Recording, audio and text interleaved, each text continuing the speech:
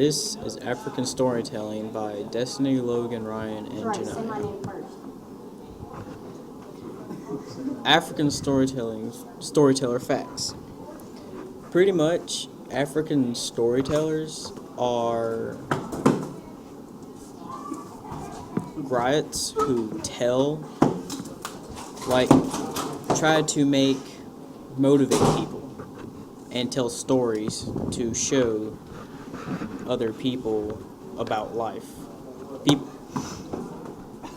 People who listen to African storytellers, usually each different story shows them a new way of living in life.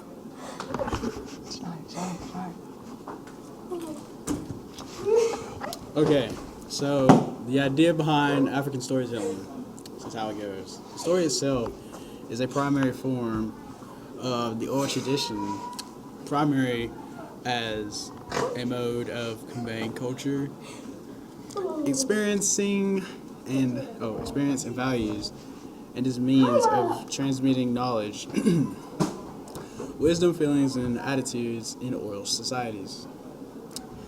For their themes and values, for their narrative structure and plots, for their rhythms and styles, for their images and metaphors, for their artistic and ethical principles. Ancient Africans began using burial. We gotta start over. No, let's keep on. Ancient Africans began using burial texts to accompany their dead, first known written documents.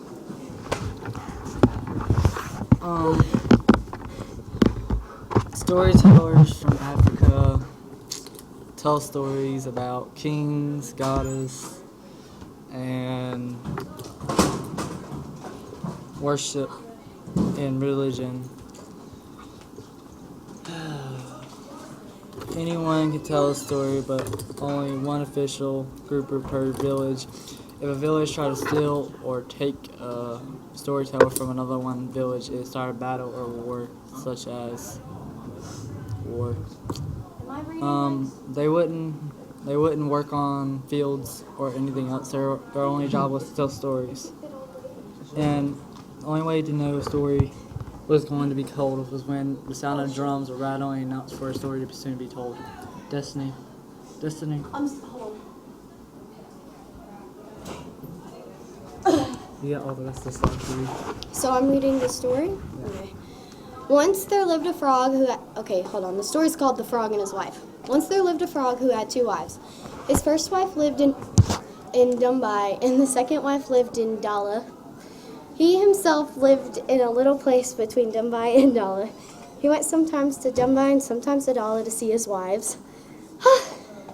Once the little frog came to him and said, "Come to Dumbai, please. Your wife has a nice pudding for you. Come at once." While the pudding is hot. The frog was very happy because he liked pudding very much. He was ready to go, and another little frog came up to him and said, "Please come to Dala.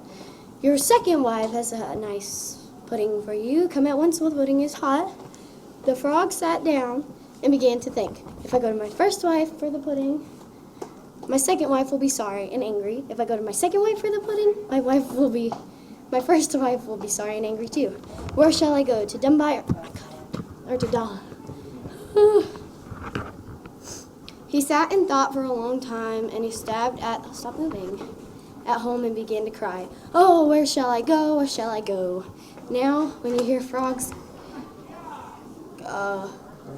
croak, you will understand that it means, "Where shall I go? Where shall I go?